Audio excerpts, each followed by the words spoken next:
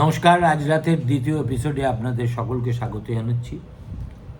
আমার পরামর্শ যদি মুখ্যমন্ত্রী গ্রহণ করেন তাহলে বলবো আর কাল বিলম্ব না করে তার উচিত কালীঘাটের বাড়িতে একটা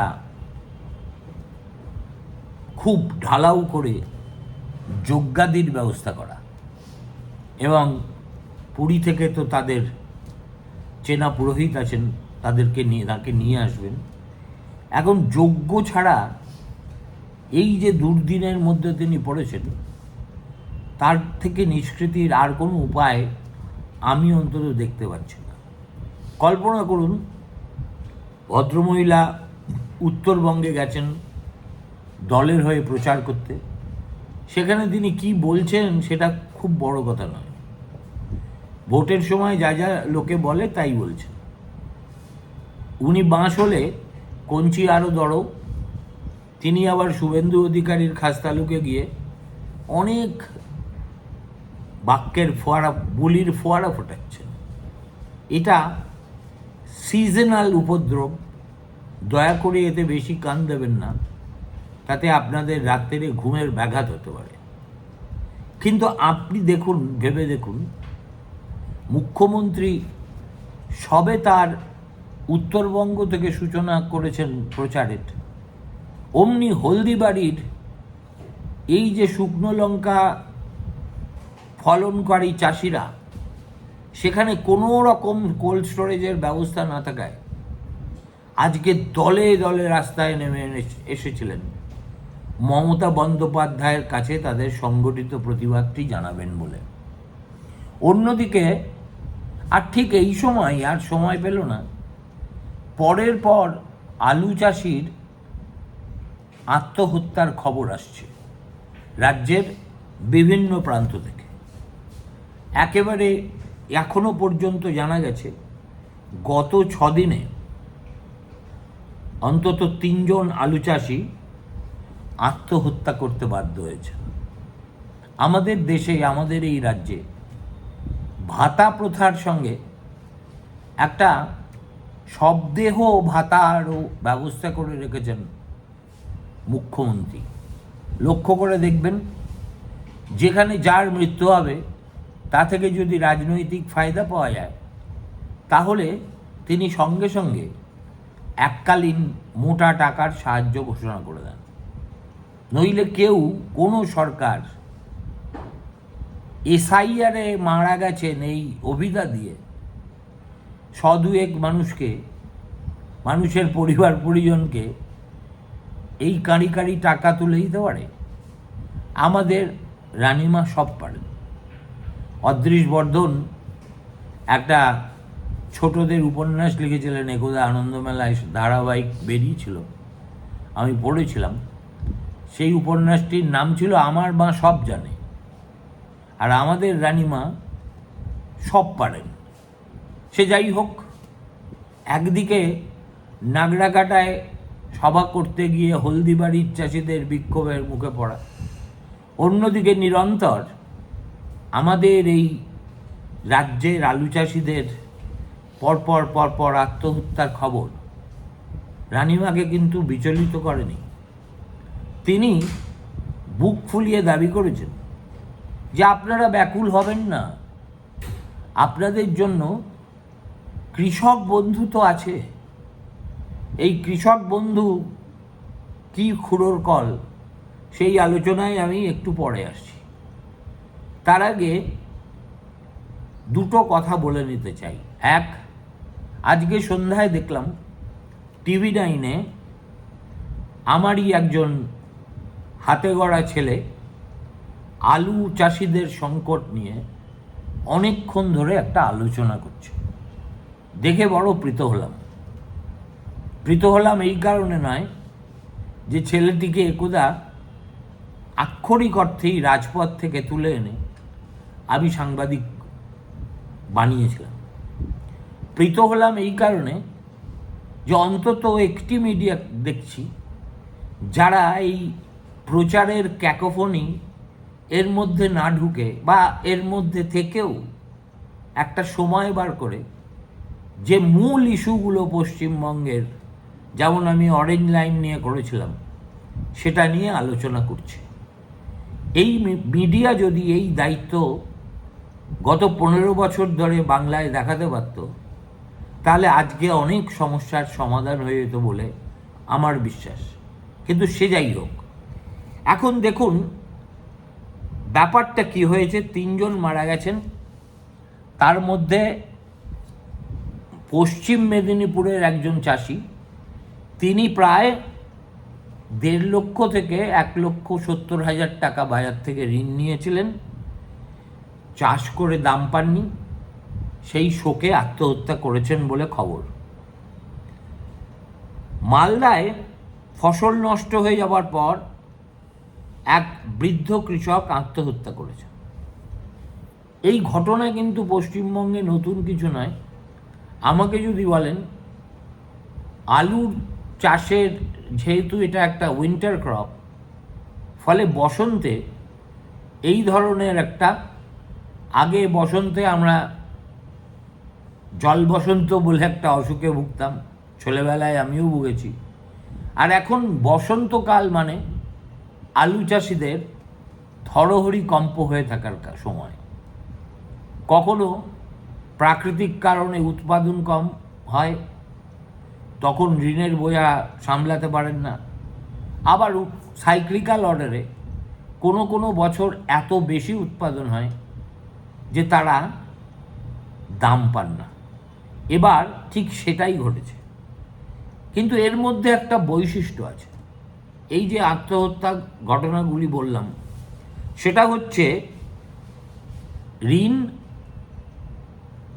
তার সঙ্গে সংযুক্ত দাম পড়ে যাওয়া, তার সঙ্গে সংযুক্ত বিক্রির অনিশ্চয়তা, ইকুয়াল টু চরম হতাশা। এই হতাশা যাদের কলজের জোর আছে তারা অনেক চেষ্টা করে কাটিয়ে ওঠার চেষ্টা করেন, যাদের নেই সেই রকম বেচারা কৃষকরা অনেকেই আত্মহত্যার পথ বেছে নেন। এখন এবারের মূল কারণটা কি? ফসল হয়েছে বাম্পার, কিন্তু কৃষক দাম পাচ্ছেন না। এখন পশ্চিমবঙ্গে প্রধানত হুগলি, পূর্ব পশ্চিম মেদিনীপুর, ইদানিং বাঁকুড়া টাকুড়া নানা জায়গাতে আলুর ফলন হচ্ছে। তবু আলুর হৃদয়পুর মানে হার্টল্যান্ড অফ আলু ইজ স্টিল হুগলি, আরামবাগ, ওই অঞ্চলটা। এখন এবছর পশ্চিমবঙ্গে আলুর মোট উৎপাদন হয়েছে প্রায় 1.5 কোটি থেকে 1,70,00,000 টন। সেখানে রাজ্যের চাহিদা কত? মাত্র 60 লক্ষ টন। অর্থাৎ চাহিদার চেয়ে যোগান এত বেশি হয়ে গেছে যে সহজবোধ্য কারণেই একেবারে ডিস্ট্রেস সেল করতে হচ্ছে চাষিদের।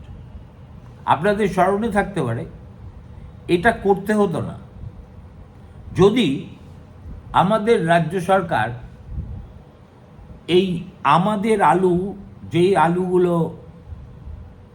এই বাজার নিতে পারবে না, তাদেরকে ওড়িশা সহ আরও বিভিন্ন জায়গায় সহজে চালান করার ব্যবস্থা করত এবং সেটাকে উৎসাহিত করত। কিন্তু তা তো করা হয় না। উল্টে যখন ফলন কম হয় তখন এমনভাবে চমকানো হয় যে বেচারা চাষিরা আর পশ্চিমবঙ্গের বাজারের বাইরেও যে ভারতবর্ষের বৃহত্তর বাজার আছে সেখানে পৌঁছানোর কোনো চেষ্টাই করেন না। সে যাই হোক, এখন বাস্তব অবস্থাটা কি? মাঠে আলুর দাম নেমে গেছে 4 থেকে 5 টাকা, আর উৎপাদন খরচই হলো 8 টাকা প্রতি কেজি। তার মানে কৃষক লোকসানে আলু বিক্রি করে দিতে বাধ্য হচ্ছে। এখন অথচ কলকাতার বাজারে আলু বিক্রি হচ্ছে 14 থেকে 19 টাকা কিলো। তাহলে এর ফাঁক দিয়ে নেপোয় কোন কোন নেপো দই মারছে? ফোরেরা, মিডলম্যান, পাইকারি বাজার যারা নিয়ন্ত্রণ করে তারা, এবং পরিবহন ও স্টোরেজ চক্র। অর্থাৎ গল্পটা কি না, কৃষক লোকসান করছে, কিন্তু বাজারে দাম কমছে না। কেন? দেখুন, আমাদের রাজ্যে যত কোল্ড স্টোরেজ আছে, মমতা বন্দ্যোপাধ্যায়ের আমলে কয়েকটা নতুন কোল্ড স্টোরেজ সম্ভবত হয়েছে, তা সত্ত্বেও তাদের সংরক্ষণ ক্ষমতা মাত্র ৭৫ লাখ টন। আর উৎপাদন যদি তার ডবল হয় বা ডবলেরও বেশি হয়, তাহলে প্রায় ১ কোটি টন আলু সংরক্ষণের কোনো ব্যবস্থাই এ রাজ্য এ পর্যন্ত করে উঠতে পারেনি। তার মানে কি? এর মানেই হচ্ছে কৃষক দ্রুত তাদের ফসল বিক্রি করে দেয়, দাম আরও পড়ে যায়, আর পচে যাওয়ার ভয়ে একেবারে যাকে বলে জঘন্যতম ডিস্ট্রেস সেল করতে বাধ্য হয়।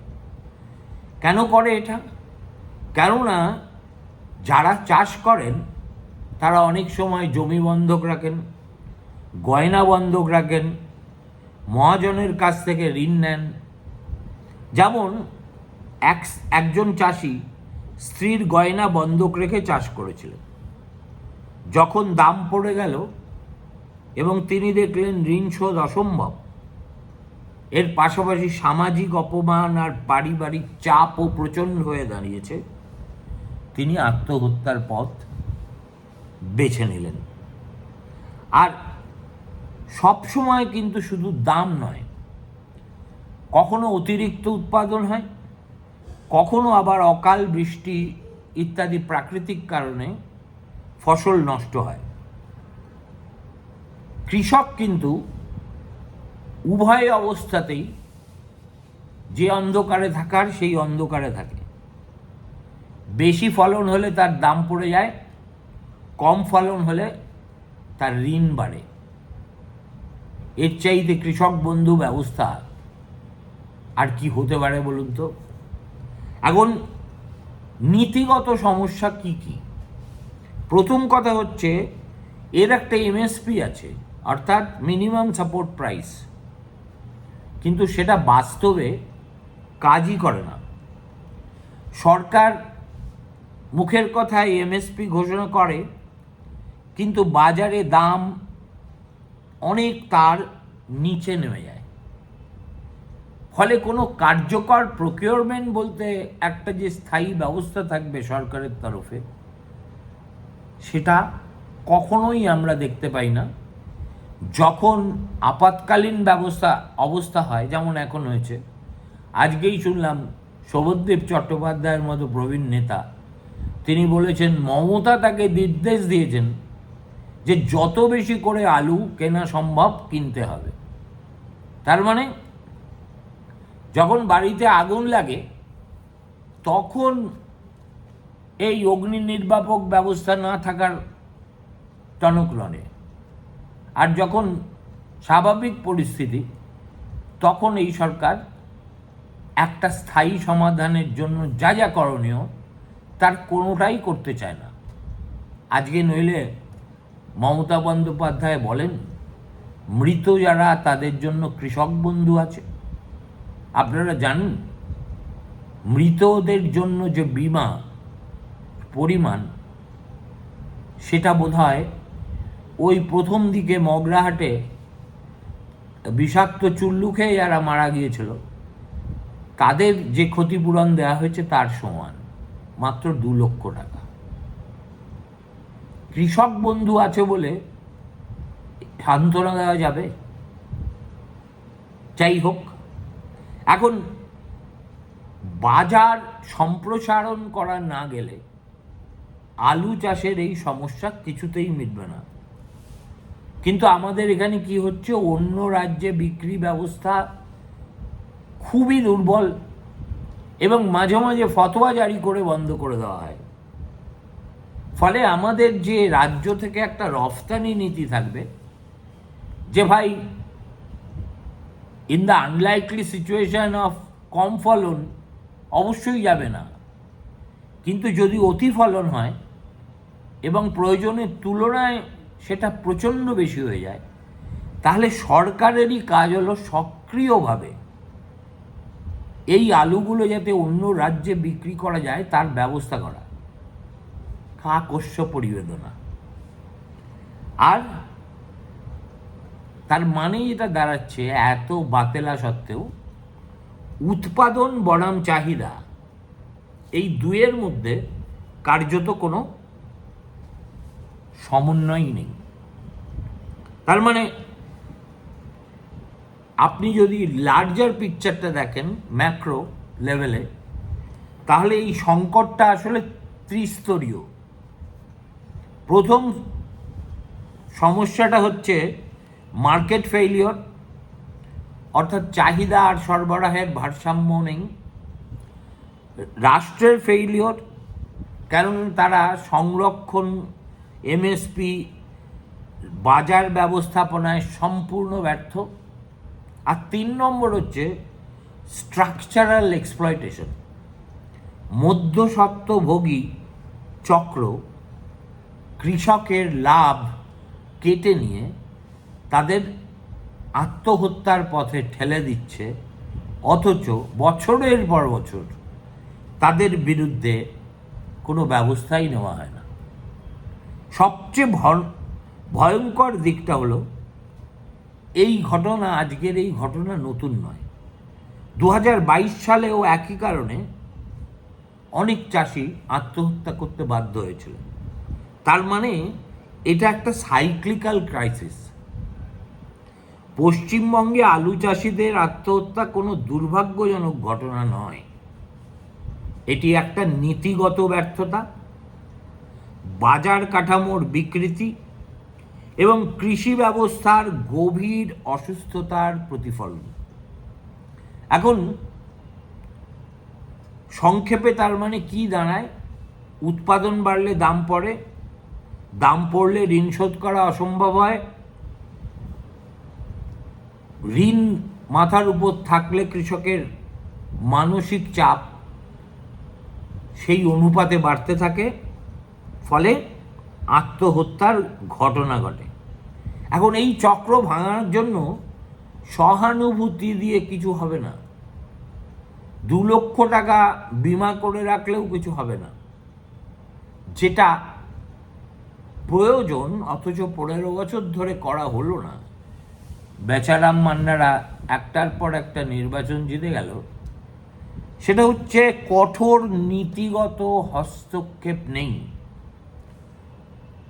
আর এটা যদি না হয়, ইমিডিয়েটলি সে মে মাসের পরে যে সরকারই আসুক না কেন, তাহলে কিন্তু এই প্রাণঘাতী ঘটনা আরও ঘটতে থাকবে। এখন আসা যাক, এই যে কৃষক বন্ধু বলে মমতা বন্দ্যোপাধ্যায় আজকে যে সান্ত্বনাটুকু দিয়েছেন, সেটা কি বস্তু? দেখুন, এই যে প্রকল্পটা, এটা এসেনশিয়ালি ওই আর কি একটা কৃষকদের নির্দিষ্ট নগদ সহায়তা এবং মারা গেলে তাদের একটা বিমার ব্যবস্থা করা, যাতে এটা কিন্তু ডাইরেক্ট ইনকাম সাপোর্ট স্কিম, অর্থাৎ সরকার সরাসরি কৃষকদের অ্যাকাউন্টে টাকা পাঠায়। কত টাকা পাঠায়? প্রতি একর জমির জন্য বছরে 10,000 টাকা। টাকাটা 2 কিস্তিতে দেওয়া হয়, খরিফ মরশুমে এবং রবি মরশুমে। ছোট কৃষকদের জন্য ন্যূনতম নির্দিষ্ট পরিমাণ বরাদ্দ আছে, সেটা এক্স্যাক্টলি কি আমার এখনো জানা নেই। মৃত্যুজনিত ক্ষতিপূরণ 2 লক্ষ। এখানে ক্যাচটা কি? যদি কৃষকের বয়স 18 থেকে 60-এর মধ্যে হয়, 60 হলে হাতে কি পেন্সিল? তাই তো দেখছি, অন্তত আইন নিয়মকানুন তাই বলছে। এখন এই ব্যবস্থায় সবচেয়ে সুবিধাটা কারা পায়? যারা জমির মালিক। কোনো কোনো ক্ষেত্রে, খুব কম ক্ষেত্রে, বর্গাদার বা শেয়ার ক্রপাররাও অন্তর্ভুক্ত হয়, কিন্তু খুব কম। আসল কথাটা হলো, জমির কাগজ না দেখাতে পারলে অনেকেই বাদ পড়ে যান। আর যারা ক্ষেত মজুরের কাজ করতে আসেন, অর্থাৎ সিজনাল লেবার, তারা এই প্রকল্পের বাইরেই থেকে যায়। এখন তাহলে এটা কি ধরনের নীতি? ইনকাম সাপোর্ট, সোশ্যাল সিকিউরিটি এবং পলিটিক্যাল সিগন্যাল। কিন্তু এটা কি আসল কোয়েশ্চেনটাকে অ্যাড্রেস করে? কৃষক বন্ধু কি আলুর দাম ঠিক করতে পারে? যে পরিমাণ ক্ষতি কৃষকের হয়, তখন 10-20 হাজার টাকা তাকে ধরিয়ে দিলে সেটা কি ক্ষতে প্রলাপ দেওয়া হয় না, আর ক্ষতটাকে আরো চাগিয়ে দেওয়া হয়। আর উৎপাদনের ঝুঁকিও কমায় না এই কৃষক বন্ধু। আবহাওয়া, বাজার, মধ্যস্বত্বভোগী, যেখানে যেমন যতটা ঝুঁকি থাকার কথা সবই এক থাকে। কাঠামোগত সমস্যাও এক থাকে। এমএসপি কার্যকর হয় না, বাজারের উপর নিয়ন্ত্রণ নেই, কোল্ড স্টোরেজ লবি একেবারে দোর্দণ্ড প্রতাপে বাজার। তার মানে ধরুন একজন কৃষক 1 লক্ষ টাকা ক্ষতিতে পড়লেন, সরকার দিল 10,000। এটা কি সমস্যার সমাধান নাকি সাময়িক সহায়তা? এখন এটা হচ্ছে একটা রিলিফ মডেল, এটা কিন্তু রিফর্ম মডেল আদৌ নয়। দরকার একটা রিফর্ম মডেল, কিন্তু এই সরকার রিফর্ম মডেলের ধারে কাজ দিয়ে যায় না কোনো ক্ষেত্রে। তারা প্যাচওয়ার্কে বিশ্বাস করে, ঠিক যেমন বর্ষার পরে রাস্তাগুলোতে প্যাচওয়ার্ক করে ঠিকাদারদের কাছ থেকে তোলার জন্য। এখন সরকার কৃষকের কষ্ট কিছুটা হয়তো কমায়, কিন্তু বাজারের ক্ষমতার কাঠামো বদলায় না। এই প্রকল্প পশ্চিমবঙ্গের কৃষকদের কাছে বেশ জনপ্রিয়, তার কারণ এতে দ্রুত টাকা হাতে পাওয়া যায়, প্রশাসনিকভাবেও অত হ্যাপানিং, আর রাজনৈতিকভাবে খুব লাভজনক। কিন্তু এটা দীর্ঘমেয়াদে কৃষককে শক্তিশালী করে না।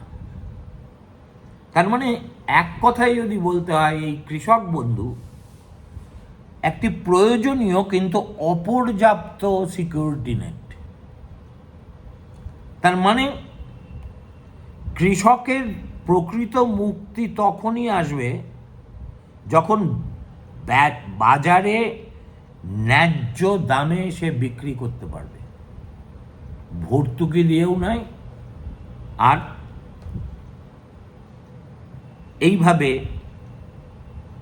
প্যাচওয়ার্ক করে যখন জল একেবারে বিপদসীমার উপরে উঠে যায়, তখন কৃষক বন্ধুর নাম উচ্চারণ করে।